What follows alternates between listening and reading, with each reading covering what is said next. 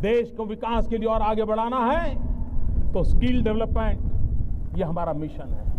और skill India Hindustan के कोटि कोटि नौजवानों को स्किल हुनर सीखें, उसके लिए एक पूरे देश में जान और घिसी पिटी व्यवस्थाओं से नहीं, उनको वो स्किल मिले जो उन्हें आधुनिक भारत बनाने में काम आए। वो दुनिया के किसी भी देश में जाएं तो उनके हुनर की सराहना हो। प्रधानमंत्री नरेंद्र मोदी नौजवानों को कौशल प्रशिक्षण के लिए घिसी पिटी व्यवस्था से निजात दिलाने और स्किल इंडिया के सपने को साकार करने के अपने वादे को 15 जुलाई को नया रूप देंगे। कौशल विकास एवं उद्यमिता राज्य मंत्री राजीव प्रताप रूडी ने बताया कि 15 जुलाई को विज्ञान भवन में प्रधानमंत्री नरेंद्र मोदी प्रधानमंत्री कौशल विकास योजना को औपचारिक रूप से जारी करेंगे। इसी के साथ राष्ट्रीय कौशल विकास मिशन और राष्ट्रीय कौशल विकास एवं उद्यमिता नीति 2015 को भी जारी करेंगे। एनएसएसओ के सर्वेक्षण के अनुसार आज भारत में मात्र 4.2% लोगों को कौशल प्राप्त है और यही देश के सामने सबसे बड़ी चुनौती है, जिसको पूरा करने का लक्ष्य हमने रखा है।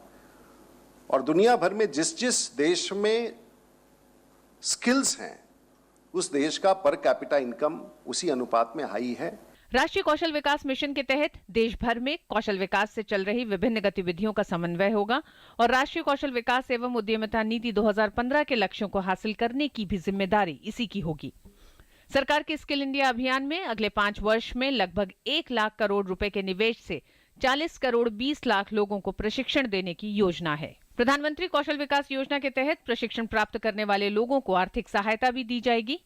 इसके अलावा असंगठित क्षेत्र के 10 लाख गैर प्रमाणीकृत श्रमिकों को प्रमाणीकृत किया जाएगा।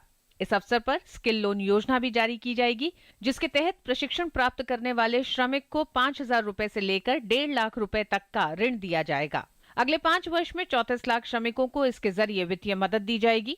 इसमें नए लोगों को प्रशिक्षण, पुराने श्रमिकों का पुनः प्रशिक्षण और गैर प्रमाणीकृत कुशल श्रमिकों को प्रमाणीकृत किया जाएगा। रोजगार से जोड़ने का सबसे बड़ा अभियान चलाया जाएगा डिमांड सप्लाई गैप के बीच में, और इसमें सबसे बड़ी अहम भूमिका प्राइवेट पार्टनरशिप का होगा।